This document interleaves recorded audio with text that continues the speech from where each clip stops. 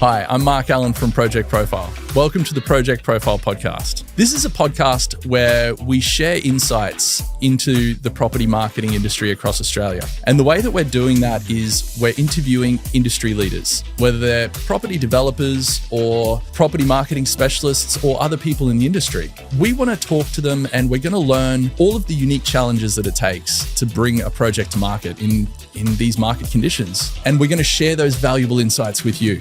So come along with us on this journey, whether you're listening to us on your way to work or watching us on YouTube.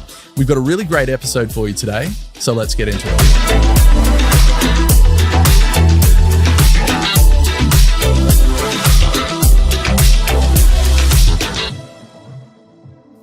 Hi everyone, and welcome back to the Project Profile podcast.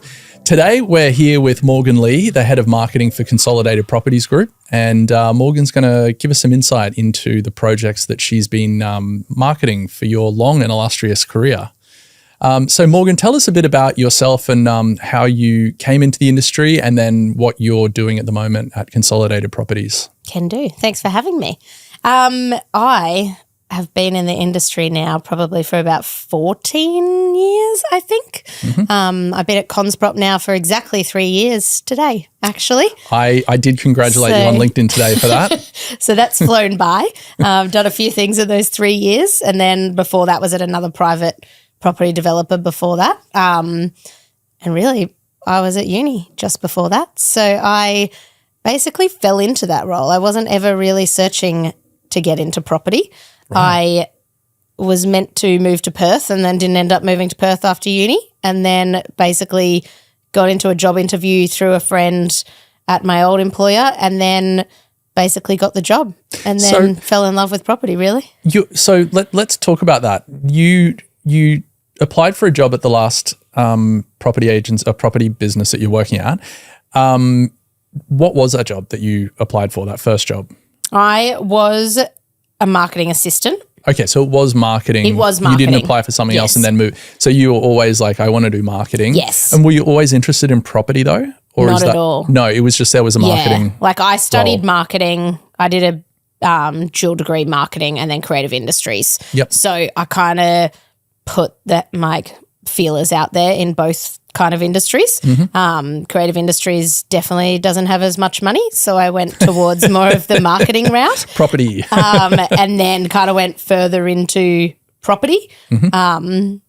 And I kind of took the job. It was great, and then kind of went further into the property side of it, and I was like, I really actually like this world because I'm very kind of my brain is kind of split in two. I have that creative side, but I'm also very strategy side as well. So it kind of is a nice harmonious element of that. You actually get both of that in property, where I don't think in some other marketing roles you get that. You're either a lot focused on creative only. If I went more down the advertising route, property, I find that it chops and changes all the time. So it was just a nice kind of thing that I fell in love with. And then followed it through. So most people, they will finish uni and they'll have some random jobs and they'll apply for some other stuff that'll be in a completely different thing, and they'll chop and change until they find what they like. You found what you liked and then you went for it after that. Yeah, then I've just stuck with it. Yeah, great stuff. Which really, I've only had 2 employers from that point on in marketing, really. Wow. I did many other things in that. I lectured at university and blah, blah, blah, blah, all in between that while I was working. But I kind of just stuck with property, and then I got the job at Consprop when they needed to get another marketing manager, and then kind of have been there 3 years and it's disappeared. Consprop, there's all these, it's such a long name, Consolidated Properties Group, CPG for short, Consprop for short. Consprop for short as well. Yeah. Okay. We kind of go by all three really. And so paint us a picture of what your role is like at CPG at the moment, Consprop. Yep. So I work across a lot of different teams, but I am the sole marketing person there. Mm-hmm. We are quite a small company, so we're only kind of 18 of us, where I came from 100 plus employees before. So we're very reliant on our suppliers and our consultants that we actually do business with. So they kind of are part of the family in that kind of way. So my role works across a few different arms of our business. So I work with our corporate side, so our CEO, Don. So I work with him, whether that's on a personal level or just a corporate for Consprop. And then I basically work with our head of residential and our head of retail commercial. So I basically look after both streams of the business really with them. And whatever they need for their projects that kind of sit within that. Yeah, so plenty to do. So it's quite a varied role in what you're doing from day to day. Yeah. And what you're describing there is not, dissimilar to what a lot of property businesses out there do, where they have a small internal marketing team and they rely on external contractors and whatnot. We're lucky enough to be a few of those contractors. So, very, very good. And so what's your latest project that you've been working on, and can you tell us about any of the challenges that were faced on that? Yeah, probably the biggest project that I've been working on since I got there is Monarch Residences at Toowong. Yep. So that's 2 15-story towers, about a $450 million luxury riverfront residential apartment development. It has a mixture of retail heritage at the base as well. So there's a few parts to play in all of it. That's 224 apartments all up. So that was kind of the biggest one that's probably taken up most of my time in the last 3 years. So I joined and we sort of launched that about 6 to 8 months after I kind of got on board. But I basically landed and there was a brand that existed, but nothing else that existed at that point. Yep. And as well as the commercial and heritage, you also have thrown into that mix the cycle path and the green bridge that goes across. Yeah, there is every planning nightmare that comes with that block of land, but it also probably made it a great block of land to buy and also sell, I suppose. So there was a lot of factors involved for the purchases that they were looking at, that hub alone, where it sits on this little peninsula at Toowong, it's a premium piece of real estate to buy. Yeah, and and the gateway to the western suburbs as well. Yeah, exactly. So. And like the buildings are well designed in the sense that we really have 224 apartments that all have views that it's either to the mountains, it's to the city, it's to the river. So when you kind of look at the views, the floor plans, the architects we have, the builders that we have, it just kind of all worked together really to actually get where we needed, but it didn't come without challenges. So. Yeah. I mean, like you ticked the boxes with the builders and the architects and designers, and everything was all really, really top notch. Yes. So, yeah. No, they secured a few good people on that one, but probably, getting into the construction when we did, because it was kind of post that COVID ramp up. So there was this little period of time where we had to make all of the figures work really, which is, I suppose, probably the challenge when it came to the marketing side of it, is that there was a few delays with sales office opening. So it really meant that we had to kind of hustle, get it live so we could hit funding requirements, to get construction build price locked in, to actually get into construction. So in the end, when we look back, it's great. I actually explained to someone today it was kind of like a birth. You sort of forgot, you kind of forgot what it was like. And now that we're at the other end, we're like, it's great. There's a happy, smiling baby on the other end. You're ready to do it again. And then we're ready to go again on another project. Fantastic. So you mentioned a few challenges there. You said that you started with just the branding. Were there any other sort of challenges in marketing that project? And again, you did list a lot there. Yeah. But specifically to the marketing of the project, were there any things that were thrown your way that you had to try and deal with that were hard? I think probably like what first comes to mind is the scale of the development. So getting that collateral already, like from a floor plan point of view, there was 44 different floor plans. There's 3 level of schedule of finishes, both with 2 different color schemes. So just the sheer volume of stuff that we had to create, whether that was from a render point of view, talking to different people, like we were talking 1-bedroom MPRs all the way up to, $12 million penthouses. It was basically trying to fit all of that sales message wise in a sales office and digitally online, all of that. Like it was just trying to get that, $450 million development into like a little a little package for people to buy. Yeah, yeah. And where is that? Where's the project at the moment? It's approaching the end of the sales cycle? Yeah, so we only have 4 apartments left at this point in time, and luckily all 4 of those apartments have river city views, so we're not too concerned about them. They will sell when they're ready to sell.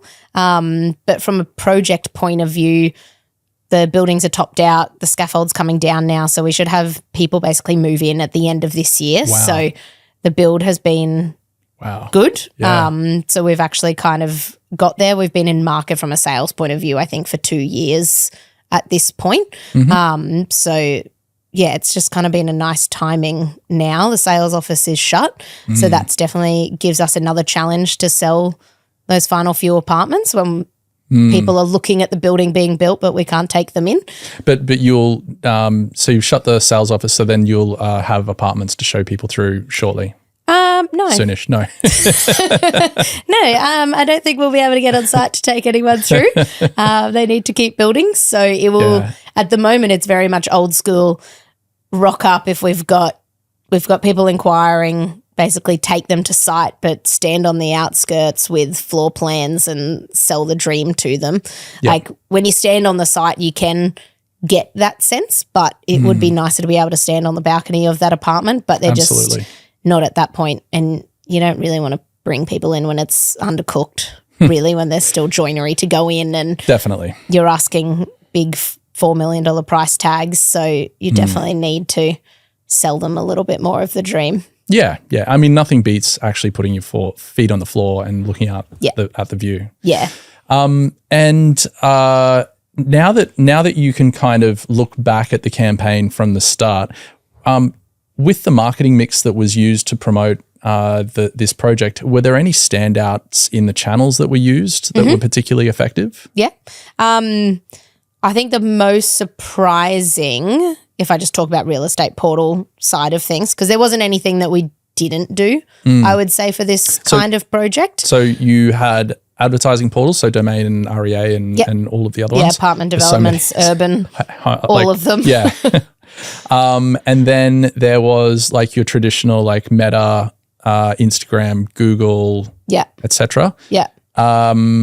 What else? What other channels did you try? We had outdoor, like at certain points throughout it. We had radio at different points, big press campaigns, like actual print. Yep. PR was a big one for us as well. They're probably the mainstreams. Signage was a huge one as well. We were lucky enough to have big signage on the site. It's like a pretty prominent spot that a lot of cars drive past every day. With a QR code so that you could actually generate inquiry and measure it back to that channel, which I understand was a big driver of leads in the beginning. Yeah, like if I probably talk about who bought like my top performing source, it would be signage. Wow. They started that database well before I joined the team. So they had signage up on site probably about 18 months before we even got to launch. I mean, it's a cost-effective channel, isn't it? Like you put it up, it's on site, it's relevant. How many different creative refreshes of that signage did you go through in the life of the 2 years? I think it was probably the second when I joined, and then I reckon we did another 2. So we're probably up to the 4th now. Like I'm currently looking at the site to go, it's all been ripped apart and sections are removed and original fence lines don't exist anymore. So we're kind of now at that point that we go, right, we're kind of at that tail end. How do we sell the final 4 really? And signage is probably one of our biggest ones because most of our owners or most of our like buyers are within 5 kilometers from the site. So most of those buyers are driving past the site every day. All right. So that's signage. What channels, what was your second best channel? If we're talking from a gross revenue point of view. That's what matters is the sales at the end of the day. So Yeah. Gross revenue would be Domain. Right. Which was very surprising. That's really surprising for a Brisbane-based parochial development. I would never have guessed domain. Yeah, I don't Wow. think anyone guesses that.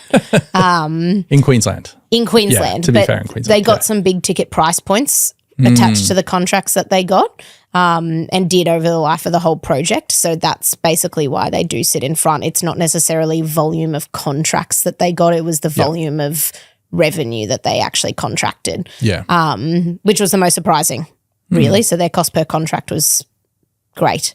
Excellent. Probably tailing behind those, your traditional. So you've got realestate.com sitting behind them. Yep. Apartment developments definitely up there. That probably also surprised us as well. Like they got a huge volume of contracts through the project. Yeah. And then really it's Google and social kind of come in behind that as For well. hygiene. And they're nearly on par for this project as well. So they're definitely up there. And I think from a project point of view, we were kind of sitting at about 9,500 a contract really for an advertising spend. So we were under 10. Wow. That's great.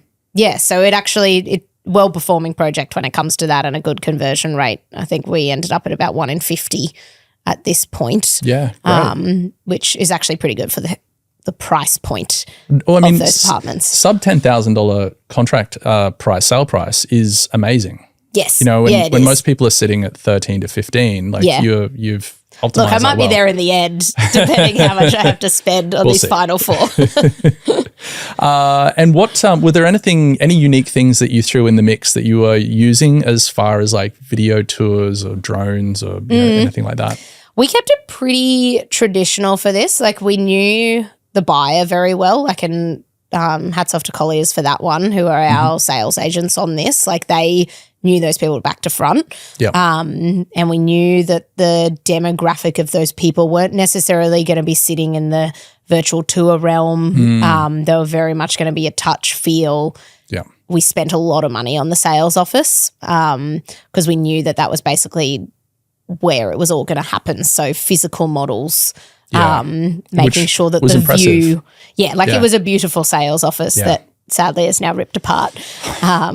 But Isn't that just heartbreaking? I know, it's really sad. You kind of want, because the sales office, let's see if I can describe this correctly. It was kind of like a textured box, wasn't it? Like you which kind of turns out wanted. it was styrofoam on the outside, it? which we didn't know. That's cool. We inherited it Yeah.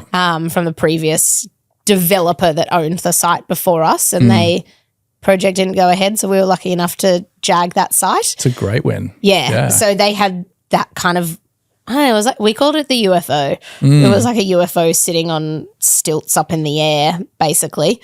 But it was closed in. So we kind of made sure that we opened up the view, because that's really what was going to sell the site, is the view that we, right there on the river. yeah. So we basically cut that big balcony in, opened up the view to St. Lucia.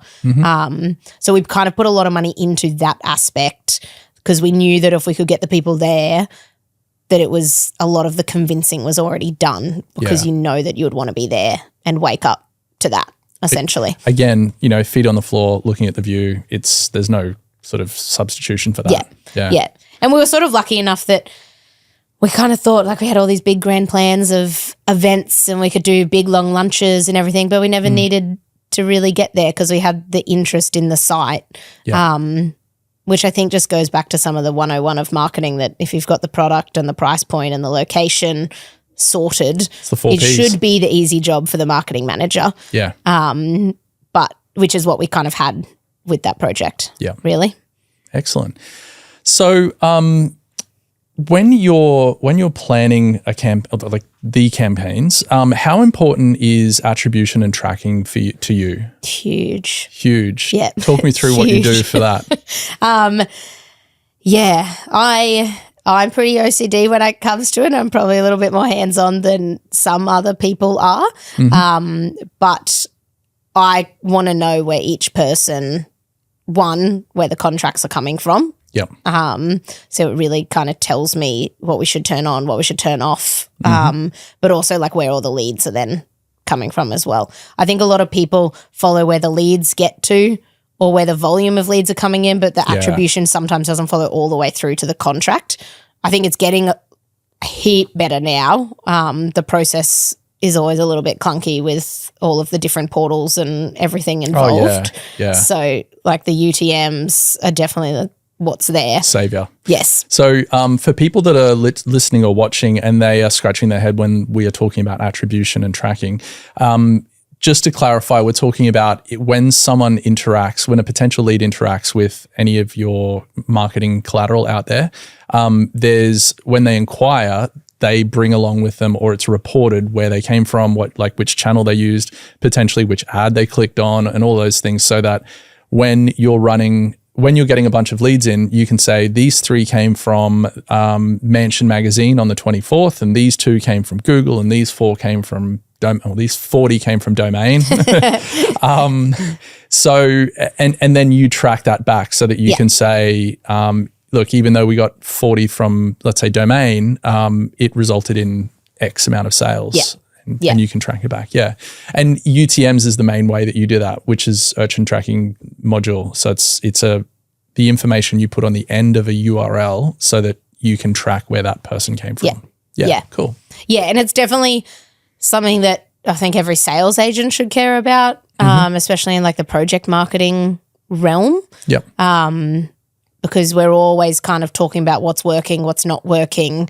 And without that, if you're flying blind and that kind of isn't actually telling you the information, it can just be a lot of decisions that aren't backed up by anything. And now that we exist in a real full digital world, there's kind of no reason that we shouldn't know where someone's coming from. Totally. Really? I mean, it's been made harder with the privacy. Yes. Which is great. Yeah. I mean, it's a bit of a bugbear for me because what privacy? Yeah. You'll hear people talk about privacy, but they also have an everyday rewards card or a Flybuys card, and you're thinking like, it's the same thing. You're being tracked right there. The other end anyway. But, it is super important. We are digitally first. We do live a digital life. So there's no reason why you shouldn't be able to get that information. One thing you did say there was around the sales team and feedback and stuff like that. Like, how important is getting that feedback? And then what do you do with it with regards to how you move forward with your marketing? Yeah, I think it's very important. If you don't have a dialogue there, especially at critical points, like when you're at that proper launch period and you're really figuring out who's coming in, what's working, you're spending a lot of money at that point. You need to get the feedback, not necessarily pull the trigger on certain things yet, but at least see if there's a trend that you need to plug into. Like if a lot of people are like, I live on this street or this area, and you go, great, there needs to be outdoor billboards that way, or we need to do a direct mail over in that kind of zone because that's where 90% really cool. of our inquiries coming from. Yeah. Well, then let's focus a little bit on that. Like it's also about not necessarily what to, I suppose, learn from them to go, oh, that isn't working. It's very much also learning from them about where we can actually find more of those people. Similar to a digital environment where you go, oh, people are coming from this way. Let's, lookalike audiences and try and find those people and more of them. Yep. You sort of need to do similar feedback with your sales agents, really. Yeah. Are there set things that you ask from the sales agents? Not at all. No. It's very much like a qualitative. Yes. Yeah. Like there's the reporting element that they do because, they do my reports in the sense that I get a summary of their interactions and how many appointments and were they walk in or what sources are they coming from? But then there's just the extra chit chat that you kind of get by the guys just talking about what happened and this and blah, blah, blah, blah. But same thing, like sometimes that's also not in a meeting. Sometimes it is just about when you drop into the sales office and you're taking some other developer on a tour of your sales office, but they have something to talk to you about. It's just finding all those little pieces of information and actually making sure you plug it together. Pulling the thread. Yeah, that's cool. There's set things that we go to sales teams with, and it's around, identifying buyer personas. If they're seeing trends coming through that, hey, we're getting a lot of empty nesters, let's do a downsizing campaign, or first home buyers and investors, as well as like lists of objections that they're getting. And that can and can't be tied back to the personas as well to make it more effective. And I'm just trying to think of the third one. Put myself on the spot there. Locations. Yeah. Yes. So always knowing the postcode, and that feeds back into what you were saying is identifying hotspots. Yeah. So yeah. I think kind of understanding the buyers that you sort of know what turns them on and turns them off, really. I don't think it's about not talking about the things that turn them off, but making sure that you have an answer for those things, because most of the demographic that I would deal with in luxury real estate, really, a lot of it's going to be downsizing or right-sizing, or they still need an answer about construction timing, and they still need to know that there's trust there. Like they might not, one of their turn-offs might be that they don't trust off-the-plan purchasing. You're still going to have to overcome that. It's not necessarily just putting it in a drawer and trying to make sure that they didn't ask the question about it. Like, which does happen, I think, with certain salespeople, that they just try to steer people away from their pressure points. But if you actually answer it for them, there's probably more trust there. Yeah, address it up front. So we're definitely like a developer that does tell people, like if we see buyers where they're at every event, we're introducing ourselves, like we always want to be a face, that we're personable, that it's not kind of big bad property developer on the other end. That we always want to be there to be like, pick up the phone, have a chat to us. If there's anything you want to ask, like we're an open book when it comes to that. We can talk to you about the project. It doesn't just have to be the sales agent. Yeah. I mean, trust is the most important thing when you're selling off the plan, because you're selling air, something that isn't built yet, and you're selling an idea, you're selling a dream. So getting them to trust, getting buyers to trust you is the biggest thing to overcome. Yeah, definitely. Yeah. And I think that that's a good tactic is addressing pain points up front and being like, ooh. Which is where I think it's started to shift, if you're talking more down trends of where it's going. Yeah. They're also requiring to know that about the builder now, probably higher than the property developer, because they kind of know that we're a middleman in a sense between sort of the architecture of what's being designed. We're there to make it happen and actually put it all together.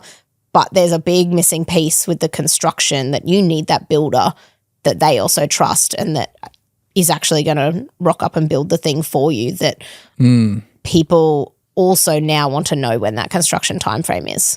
It's peace of mind, especially with the volatile elements in the industry. How important is it to communicate that, and how do you communicate that to your buyers?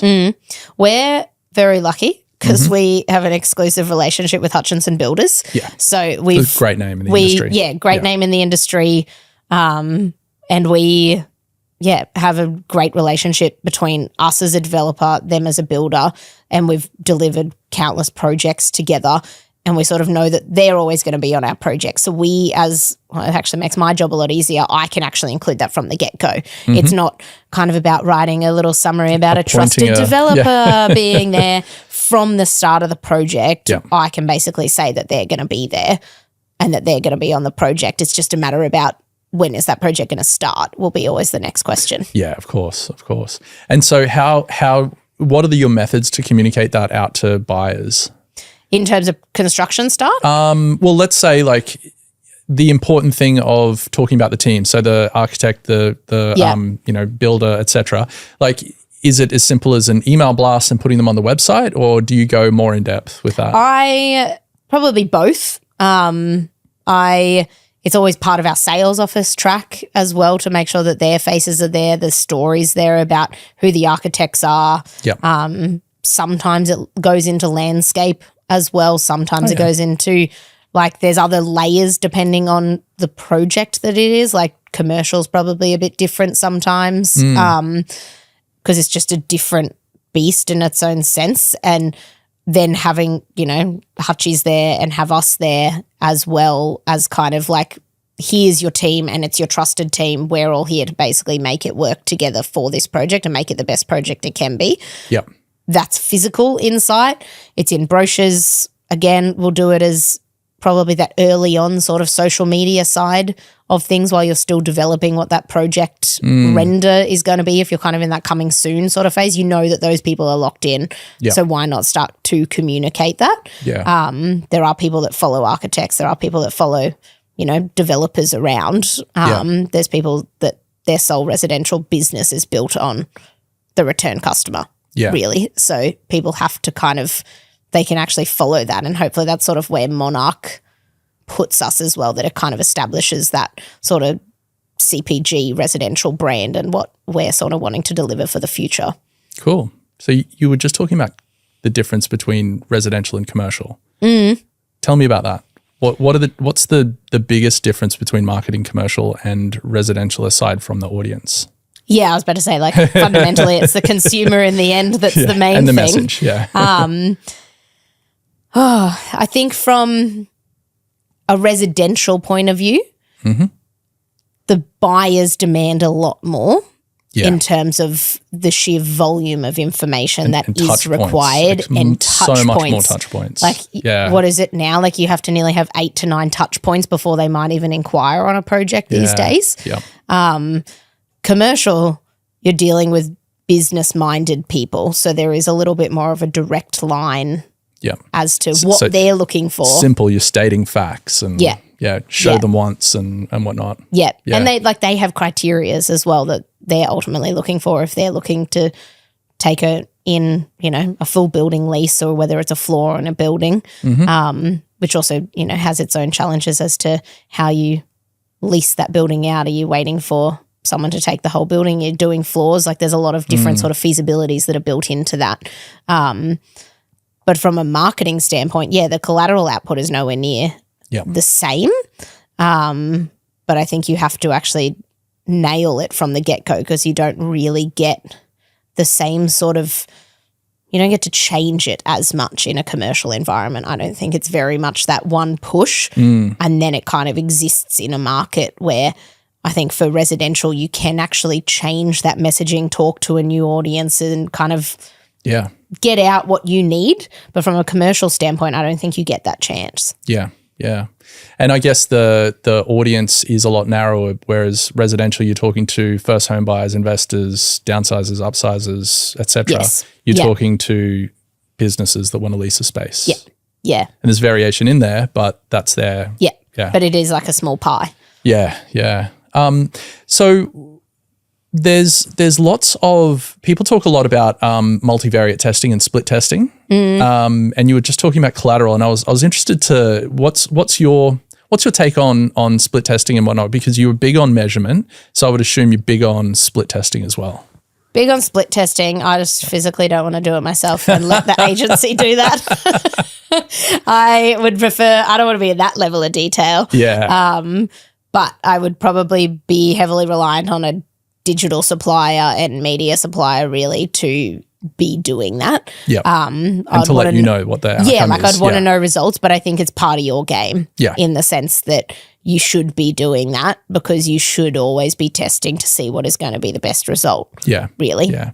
I mean, Project Profile ourselves, we always test a minimum of 2 things. So maybe, 2 lots of ad copy, 2 lots of images and 2 lots of headlines. And then behind that, we can create multiple ad sets where we're testing different audiences, different like audience test targeting, location targeting, time of day and channel targeting, all of these sort of things that give us an idea of like, spend less there, spend more here, etc. And people like this and they don't like that. Yeah. Yeah. And I think leave it to the professionals when it comes to that side of things. That's what we're here for. Because I think that's the thing. Like sometimes I reckon some companies are relying on, pulling things in-house sometimes. And I think that's something that actually Consprop is good at, is that go rely on the professionals to make those professional decisions in their remit. Like keep them where they should be in the sense that you go apply their thoughts to that thing that they are very good at, and we don't need to be, the hero of that, like split testing. Yeah, I don't need to really be in the detail of it too much. I want to know that you are. I want to know what's happening, but not necessarily be the one making those final decisions. Yeah. So, like we've got one employee and his job is every 2 weeks, at the beginning of the 2 weeks, he sets an experiment up and he writes down what he's testing. So I'm going to test if this location is better than this location, or this image is better than that one, etc. And then after 2 weeks, our rule is normally 10 days or 10 conversions, whichever comes first.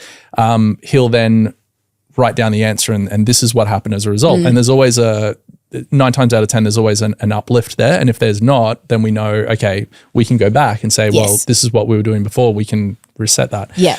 But a lot of the time, just doing a lot of people do split testing in order to reduce the cost of the lead, which a lot of agencies are really, really focused on that. And that's kind of their selling point. You know, we can get you the cheapest leads out there. What's more important to you though? Is it, I would imagine it's the sale than the cost per lead. You ultimately want to be talking to the right person. Yes. Yeah.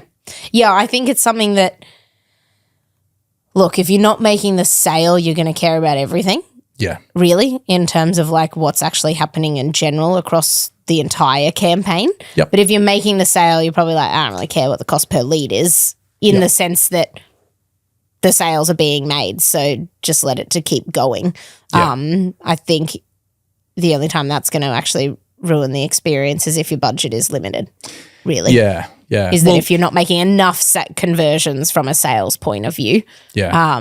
But I think there's always things to do. If you're making the sales, there's always things to do to reduce the cost per lead to get those sales. And it's just a matter of tweaking it, but at least you're making the sales. Yeah, yeah.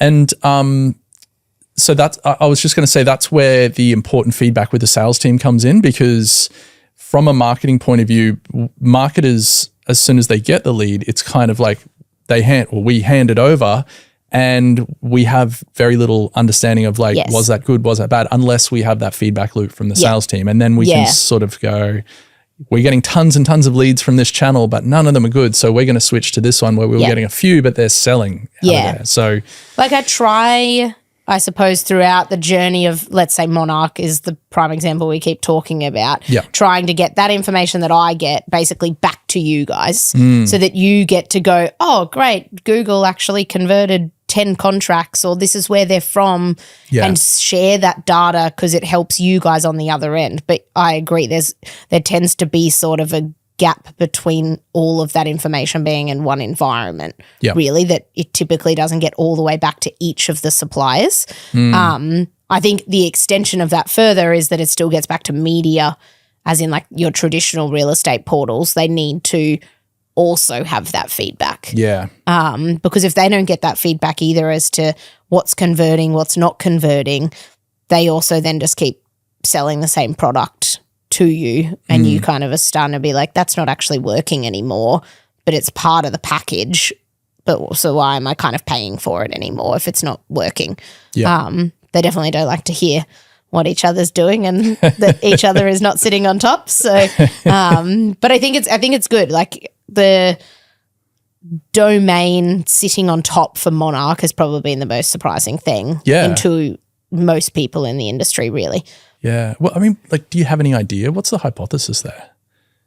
Because like domain is traditionally not Queensland is realestate.com and domain is the southern states traditionally. But I don't know if that is the case anymore. I think we do keep saying that just because we've always been saying that. Yeah. I like the demographic that we have there, they must just like interacting with a domain portal than anything. Do you think that maybe the massive immigration that came up from the southern states in 2020 brought, you know, their interests and you know their things that they did, which one of them was usedomain.com? Like probably if you're looking at an overall Queensland stat, if you're looking at Monarch, no, because they basically all still are from surrounding suburbs and have lived there for the last 20 years. So it's not like they had just moved, really. It's just that there's this anomaly that it basically, you know, people liked searching domain, or strange. Maybe we had a better targeting, or they had a better targeting with their natives, or, you know, like there must be other elements to it, and maybe we just got the targeting more on point. Well, domain.com.au if you're listening. Good job. Split testing. We're always surprised when we put split tests out there, and because you go into it with a favorite. You go, well, this copy is better than that copy, or this image is better than that image, and like we're constantly surprised that that what we think will work doesn't always work, and what does work always surprises us. Like I always have favorite renders. Yeah. and that the other ugly one performs, and you're like, how is that one the one that everyone clicks on? Yeah. It's a wild. I don't think you can actually plan for any of that. And that's kind of, you have to put it all out there to see what people interact with. Look, gone are the days where I would confidently create one ad and set it out there because I know that that's the right ad. Like, data doesn't lie. And if you're not testing everything, you're crazy. Yeah. Absolutely crazy. Because there'll always be something that outperforms your top performer. Yeah. And like you said, you're surprised with the renders. I mean, it's always the Superman external one. That's always a crowd favorite. Yeah. But then when you start to go on the internals, you always think, the living room will do better than the kitchen, and no one wants to see the bathroom. And it's always something different. And also, it just chops and changes. Yeah.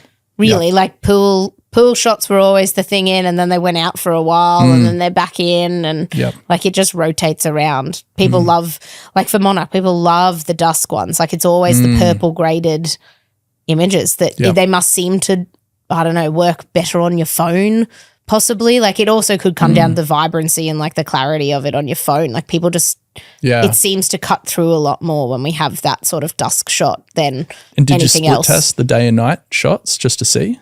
I'm sure we did. At some point in that 2 years, sure we did. You did.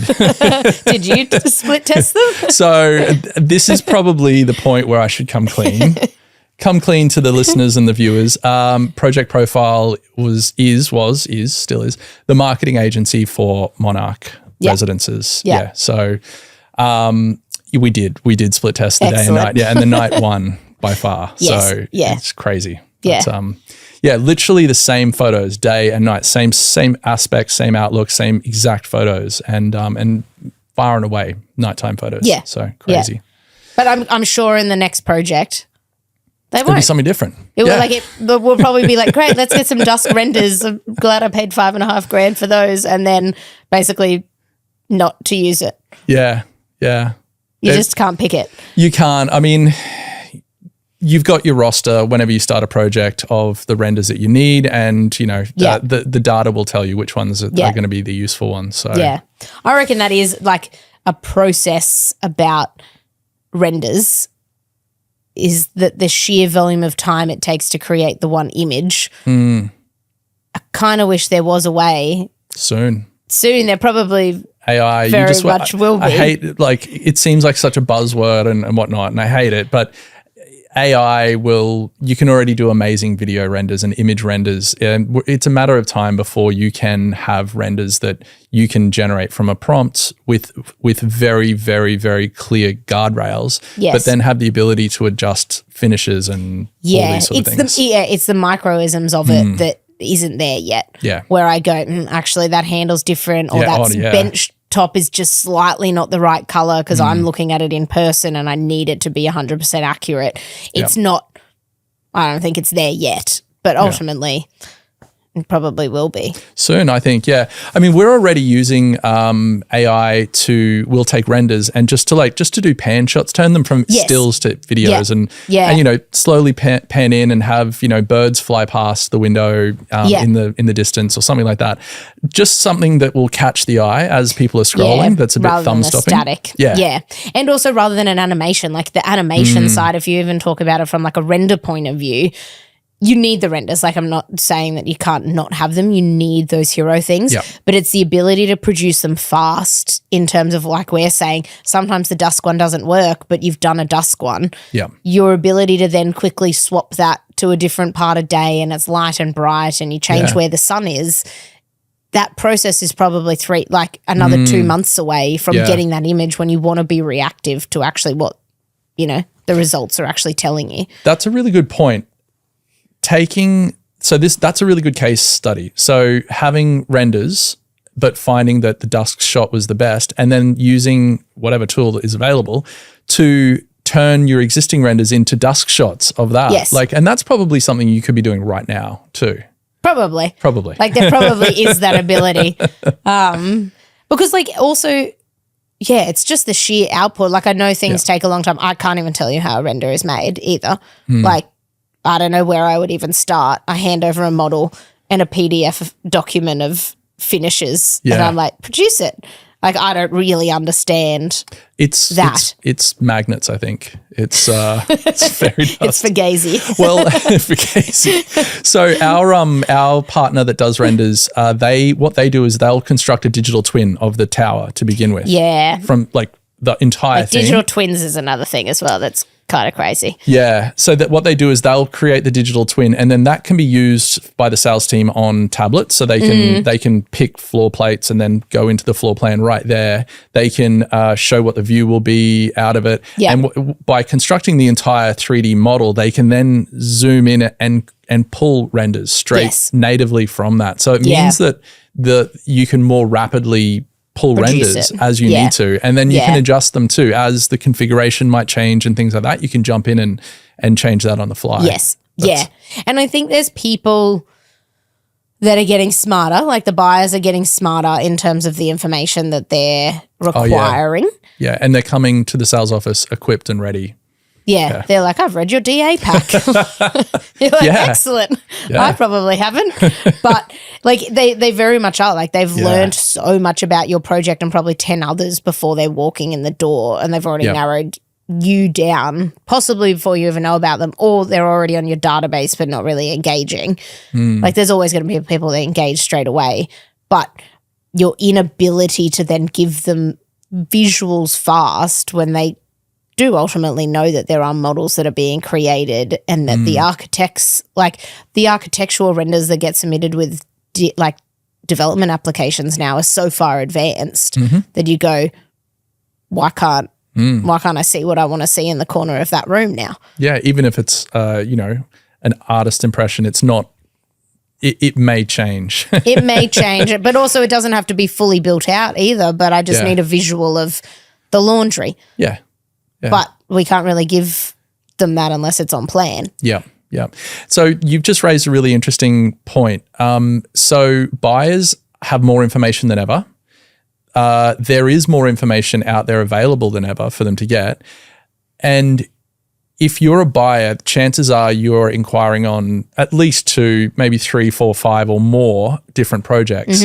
So what's the importance from a marketing point of view to make sure that the sales team is ready to capture their interest as quickly as possible? Like what are some of the things that you think you need to have in place, or collateral, or or a strategy around that? I think the number one thing is that you have the information for them for whatever, because you will always have people that come in that might not actually have all the information. But if you can't answer their questions, I think then it becomes a sticking point straight away. And as we were talking about trust before, it kind of starts to put up a bit of a wall to go, do these guys really have that? Are they ready? If they don't have that piece of information, are they anywhere near construction? It just starts to get a little bit of a distance between you. Comes back to trust, like we were saying before. Yeah, so I think it's really arming your sales agents with the information. Like I always make sure that there's an own manual, like a sales manual, and that we actually go through that together. They know the building, as well as the development managers, as well as the marketing manager, that you actually are in the detail as well. How do you get from your car park to your apartment front door? They need to know that configuration as well, because people will ask that. That they go, if I'm pulling into the car park, where do I swipe on the left or the right? Which one am I going to? Oh, is there a door between there? Oh, so I go there, and then how do I get to my lift? If your sales agents can't answer that and that person wants to know, it's just that point of contention, really. Yeah. And giving potential buyers information up front has been a bit of a tug of war, where some property marketers are like, no, that's what the sales team will give them. We just get them to inquire and then we'll give it to them. Other people like give them everything up front and they'll make their mind up if they're qualified to contact us or not. Yes. Is there a happy medium, or do you prescribe to one or the other? I think it is dependent on, for me, where the development team is at and how much information I have at my disposal that we're basically happy to provide to the public, like that we know that isn't going to change. And we're talking floor plans, fits and finishes. Floor plates. Yep. Like if you have retail or commercial in there, if you're starting to say who those people are, like you want to make sure that what you're saying to the public, you don't have to retract. Yeah. Really. And especially as you go down the contract side, ultimately not to redisclose. Like you don't want something to fundamentally change down the line that can put all your contracts in jeopardy. Yeah. Really. So you do want to make sure that you're giving the correct information and that you're actually saying, this is what we're going to do, and you actually deliver it. Yeah. Because I think that's where sometimes that the over-promising at that sales front end actually bites you in the ass later on. For sure. Really. For sure. Yeah. And the amount of touch points, like how do you structure the touch points? Because traditionally, you'll have the project website, you'll have the listing portals, your own portal, your own channels. So Facebook, Instagram, Google, and all of the other ones you listed with outdoor and everything. How important and how do you structure them after the inquiry though? And specifically to help you answer that, like someone's put it through an inquiry, they're interested in this project and you've sent them the information, and now they may have spoken to an agent straight away, but they're probably, 4 months away from making a decision. So how do you keep them engaged in that 4 months from a marketing point of view? Yeah. I always make sure that there's a nurture there of some kind. Like a drip email sequence? Yeah. Email nurture campaign? I think from a salesperson point of view, it's still about qualifying where they are. Are they at the top of the list and you need to make sure you get them in? Then great, they're at there. But if you've kind of got that bottom feed, and typically, most of your funnel is down there, really, that it is kind of just keeping them updated and making sure that they know that we're there when they're ready to talk to us, because that is majority of the time. It's about when they're ready to actually make the decision to come in and start discussing the project, or that they're ready to buy, or they're ready to actually sell their house, that they had to wait until the right moment. Yeah. It's just making sure that you're around for them to actually, one, they could pick up the phone. The sales agent might have texted them in the last month because, we probably have a sequence in there that will send out a text with a new render that we've got of a penthouse, or we've got a construction update, that they're still within that, communication cycle, that they're there. But I think it is a matter of always being there for them and also not annoying them. Like there is a fine line between that as well. And I like in Australia, we have like not a very good appetite for email marketing and stuff like that, because we're so polite. We think, we don't want to bother them. We don't want to contact them too much. Yeah. And some people even consider the once a month email as, EDM is too much, which is crazy.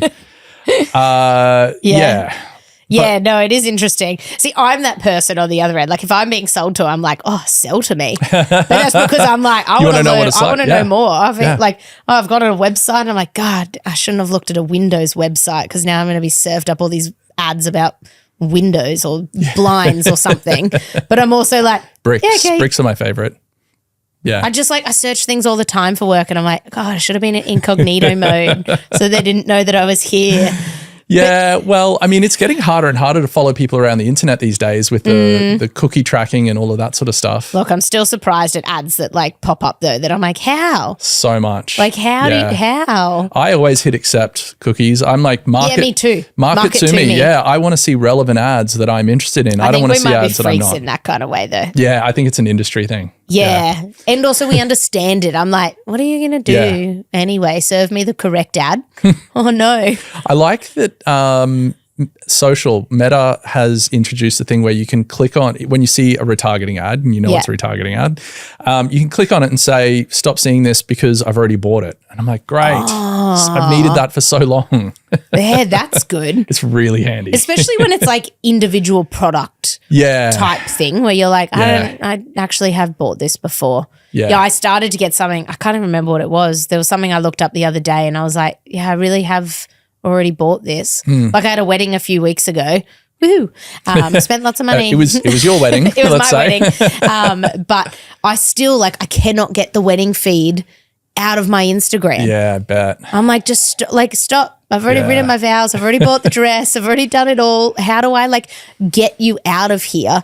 You just got to move on to the next thing. I know. But weddings would be big for people to want to. It's so ingrained in like everything that it's. Yeah. I've been doing it for 12 months. I'm like, I have to like untrain it for 12 months worth. Delete your Pinterest. True. Start a new Delete profile. your Pinterest board. Yeah. I wish there was a thing on Instagram though that you could reset your algorithm. You can. Oh, stop! Yes. How? Yeah. TikTok and everywhere. Yeah, you can reset your algorithm. Just like a clean slate, and they just serve you up. It's buried in the settings. The problem with it's not a problem, but it's a little bit jarring because when you start, there's all these posts from the people you're following, which is great, and then just random ads are inserted for stuff that have no relevance to you, and it's while they're trying to learn like what is she responding to, what is she liking, what is she not liking. Well, I wish it was like even smarter that you can be like, I want to stop seeing weddings, and then it would just like remove it. You can should be like a likes and dislikes kind of button. There is in you can click on the 3 dots on the top. This is digression. Yeah, that's fine. I love talking about ad tech. You can click on the 3 dots in the top right hand corner and you can go and say, why am I seeing this? And they'll say, well, you're seeing this because we think you like motorbikes and barbecues and football. And I go, that's not me. I like, this. And you can actually adjust what you like in there. Yeah. I should probably look at like more of the buttons on it rather than just the picture. Hide. But you can always hide it. And if you hide stuff, it learns what you don't like. Yeah. So you might just have to start hiding wedding stuff. Yes. And it'll get to know it. True. Yeah. And now we're talking about it. My phone will probably be like, double down. Weddings. So talking about touch points that we were talking about before, I had a really interesting conversation with a buyer at a project, and she was lovely enough to give me 10 minutes to sit down and ask her about her process, the way that she came to buy there. And one thing that she said was really interesting is, and she was an empty nester, downsizing, and it was just her, not her and her husband. And so she said, I picked 3 or 4 projects, residential towers, and then I registered with them. I spoke to the agents, and then I just sat back for 6 months and I read their EDMs as they came through. And she's like, I wanted to get an idea of what it's actually like. Yes. Yeah.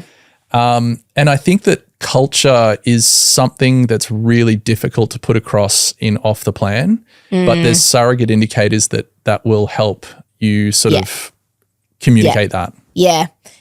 No, I agree. Yeah, because your community doesn't exist in that project, really. Yeah. So, and also to then create that community on the other end, you can kind of, I don't know, say that you're going to do a heap of things, but until that building's built and you've got people moving in who want to actually be a part of that community, like it's very self-select into that community as well. You could basically stay in your apartment and go up to the pool and never go to the wine and cheese night. Yeah. So it's a lot of like self-selection. Like you don't know if it's actually going to be the community that is created at that point. But you can hope. You can hope. Yeah. Yes. I think there's certain projects, and I think definitely for something like Monarch, and where you've got more of you've got a lot of the older demographic, the empty nesters, you've got a lot of downsizers that are moving in. That community naturally starts anyway because they are nearly all at the same sort of point in their life. Some buildings you kind of can get that mixture where it's investor and there's renters in there, and then you've also got those guys that are, the downsizers that are living in the bigger apartments. Trying to make all those demographics interact is a lot harder, where if you nearly start to get a tower that are kind of at the same point in their life, I think that naturally starts. Yeah. We've seen it at majority of our events. Like we've always done kind of buyer events or bring a friend and come chat to us or come see what the Wiesel Govens are doing. You've kind of got this thing that starts and they immediately RSVP and they're there and their besties are there and like they're like we basically had to stop inviting the whole building because everyone was going to come if we invited them. So we kind of had to start segmenting it. That's great. And they already start to know each other. Like I've started now putting like the apartment numbers on their badges because then they're like, oh, you're only 2 floors below me. You've bought the same apartment type. That's like great. The conversations are there. Yeah. I started like a settlement event. When did I do that? Maybe like 2 months ago. Like we kind of started that settlement conversation about a lot of these guys have never bought off the plan before. It's the first time they're going to move out of their big family homes for, the past 20, 30 years. So it is a big moment in life. So I like to bring them together and actually give them like a physical experience rather than go, here's an email with settlement information. Sure, we'll do that in time, but it's also about getting, the curtain suppliers and the furniture suppliers there, where their colliers are there, our settlement kind of team are there who will actually take them through that settlement process and be that contact point for them, make sure that they meet face to face.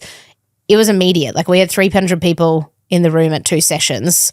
Like they were filled out straight away because people were like, we're there. Wow. We want to go, we want to interact. And I had to actually like force them out of the room because they'll stay. They will stay forever. Wow. They will. Like they like chit-chatting to each other. They like to know who's doing what and where are you coming from. Like that community will start. Yeah. But to your point, someone watching from afar to see if that community is going to start, unless you interact as well, you're not really going to know.